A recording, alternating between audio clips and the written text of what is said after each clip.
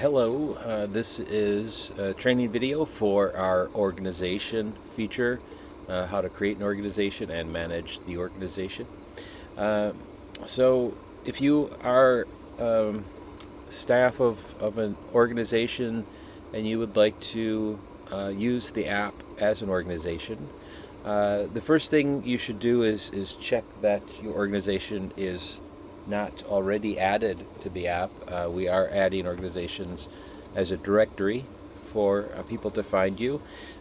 So to find your organization, go to the you go to the organizations icon here, click on here, or on the mobile app. You click on there and you can search for your organizations by name there, and then also by here. And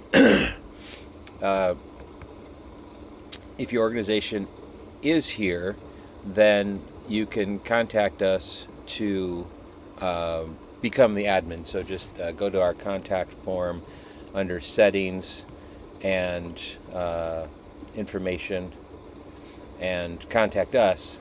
And it's the same with the mobile app information.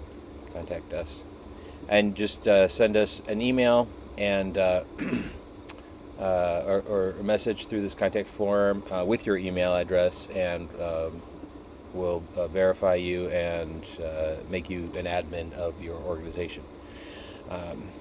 If your organization is not already in our database, you can add an organization by going to settings, add an organization, and you will get the edit and create organization screen. So you can enter both a light mode logo and a dark mode logo if you have those. If you just have the same logo, just enter the same one in both places. So you fill this out. Make sure you select your area of operation. You can select a radius around your location. Also, you can change the distance measurement here in settings. Down here at the bottom, it is there. So, and it changes to miles. So you can set a radius around you, or you can select specific states and provinces in your country, or entire countries, or everywhere. So depending on where you want to be visible to users, you select those. I'm not going to go through and enter all this. I'm just going to show you what it looks like after you complete it, which is like this. This is your organization admin page, and you can, if you're an admin for multiple organizations, you will see them listed up here on top, and you can scroll over for others. These are a lot of the test organizations that we have in the app that I've been using lately. And this is, of course, our organization, Rescue Force, and you can change the screens here by going up and selecting the different pages. So if you want to go to the animals page, you can go here and you can add animals directly. You can import a CBS. We also have a I'm going to clear all the extra columns here. We also have a spreadsheet view, so you can see them in this manner, and you can make your screen bigger so you can see all of them if you need to. And then when you just add them, it just adds an extra line on down.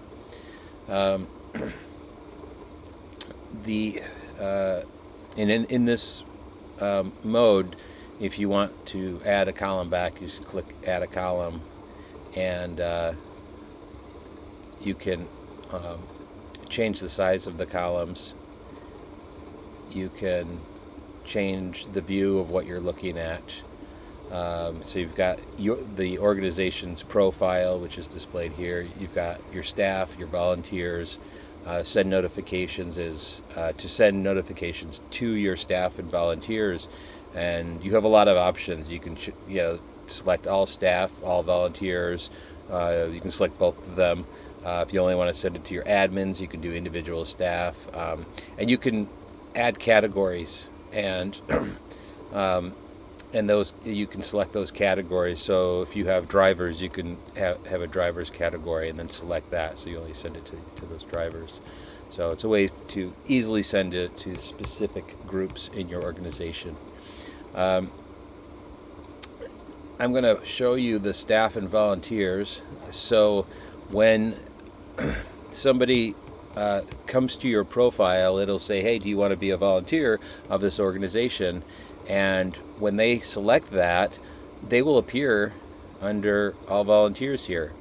And you can put them into specific categories. So let's say you want you have drivers, and you can add that category, and here it shows up here. And then let's say you want Mark here to be in that category. You select that, and it adds them to that category. And so you can do that with as many categories as you want. You can have all your volunteers in there.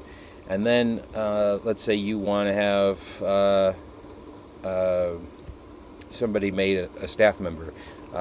So to add staff members, you would have them do the same sequence of going to the profile and saying, I want to be a volunteer. And once they are a volunteer and they show up, you can make them staff. And so if you make them staff, then they're going to show up over here under all staff members. And you can assign them to different categories. So you can create the category here and say volunteer coordinators, and add that category. And then so we want to make Patches a volunteer coordinator. We can simply move them into that category. So and you'll notice that there's quite a bit of information here. So you've got their email and phone number. These will be both verified on the live site. This is our developer site. So people have to verify both email and phone number just to keep the animals safe and to keep other volunteers safe. We want to minimize people who just sign up with just a phone number or just an email. If we have two different ways of verification, it makes it a little bit more secure. So that's why we ask for those. And they have, if they don't verify the email address right away, they have 7 days to verify it. If they don't, their account gets deleted. So these would be verified in the production site. So you see here, Patches, their name is unverified, and this is for their actual legal name. And if they enter their legal name, you'll see here it'll actually show their legal name. In this case, Patches hasn't entered a legal name, so it doesn't show. But if it did show, we leave it up to the organizations to verify that ID. So you can say, hey, send me a copy of your license, and then you can come on here and click on verify, and now they have a verified ID, and it's going to say that you verified that. So organizations have that ability, just because this is a global app. It can get to a lot of people, and we couldn't possibly do all that ourselves. Qualifications, you see these are both check marked and they're in orange, so these are both verified. And you see if I click on it, it says who verified. And if you want to add a qualification, you click on here. and you can enter your own qualification, or you can select from our list.